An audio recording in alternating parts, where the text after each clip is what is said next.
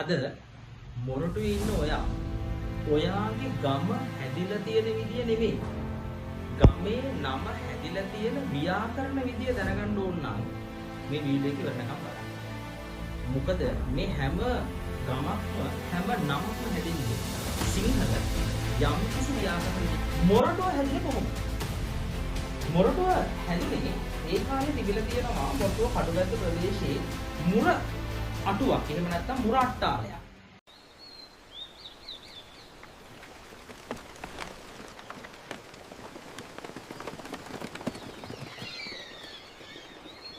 මුර අටුව සහිත ප්‍රදේශය කියලා කියනකොට මුර අටුව කියලා පාවිච්චි වුණා.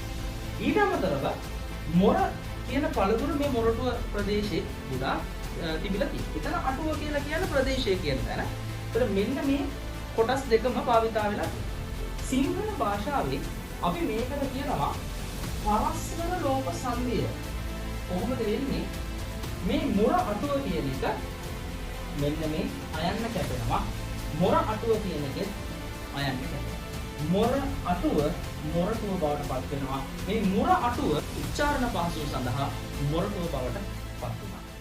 අපේ පන්තියේ තියෙන මහිම ආයතනයේ තියෙන ගම රාවතා වත්ත. ඒ කාලේ ඉඳලා තියෙනවා පෘතුගීසි හා ලන්දේසියුගේ රාවත කියලා බුදුරි කෙනෙක්. Ensure that these carts are fully loaded before noon. Yes sir, we will do it. එතකොට රාවතගේ වත්ත. අද රාවතට අයිති වත්ත. මේකට අපි කියනවා සමාසයක්. මොකද්ද?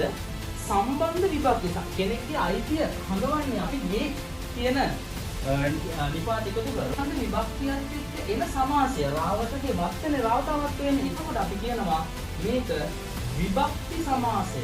රාවතාවත් කියන එක හැදෙන්නේ විභක්ති සමාසය කියන ව්‍යාකරණ රීතියත් එක්ක. බැද්ද. කටු වලින් පිරුණු වනවලක් බැද්ද. කටු සහිත ප්‍රදේශය. ඒකත් අර විදිහටම කෙටි වෙනවා. අපි කියනවා විශේෂණ සමාසය. සමාසයක් කියලා කියන පද කෙටි වීම. කටු වලින් පිරුණු බැද්ද පස්සේ කටු බැද්ද වෙනවා.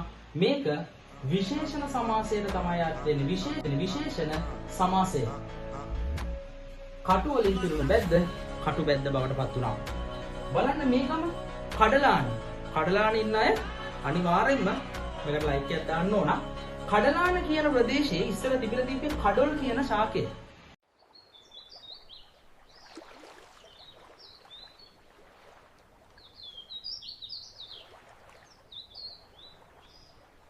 කඩොල් සහිත ආන. මේ ආන කියන වචනේ අපි පාවිච්චි කරන ප්‍රදේශය එහෙම නැත්නම් වනාන්තරය තැන්න වගේ අර්ථයක්. මේක වෙන්නේ මෙන්න මෙහෙමයි. මෙතන තියෙනවා මුල් පදයක හල් අකුරක් දෙවෙනි පදයේ මුල ස්වරයක්.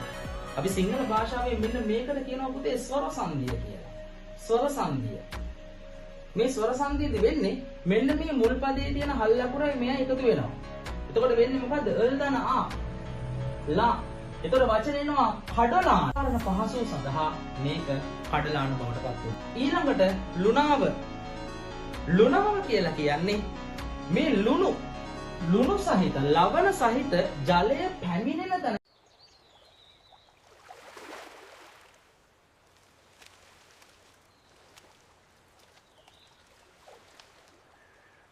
මේ ආව කියලා කියන අපි පැමිණි කියන අර්ථනේ. හරිද? එකතු වෙන තැන. ලුණු සහිත ජලය එකතු වෙන සඳ බලන්න ප්‍රින්ස් ඔෆ් වේල්ස් එක සෙබස්තියන් එක පිටිපස්සෙන් ගලාගෙන එන කලපුව එහෙම ගිහිල්ලා යන්නේ මුදර රටින් ওই ලුණාව ආරහණ යන්නේ. මේක සංධියක්. දෙන්නේ. කොහොමද ඒක හැදෙන්නේ? මෙන්න මෙහෙමයි. මෙන්න මේ නූ කියන එක අපි හැදෙනවා අන්දන ඌ. හරිද? මෙන්න මේ උයන්න කැපෙනවා.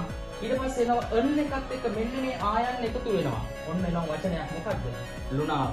මෙන්න මේකට අපි කියනවා මේ සංධියද කියනවා పూర్වස්වර ලෝක සංධිය. పూర్වස්වර ලෝක සංධිය. ඔයාගේ ගමේ නම තාම කියවුනේ නැත්තම් අනිවාර්යයෙන්ම කමෙන්ට් එකක් දාන්න.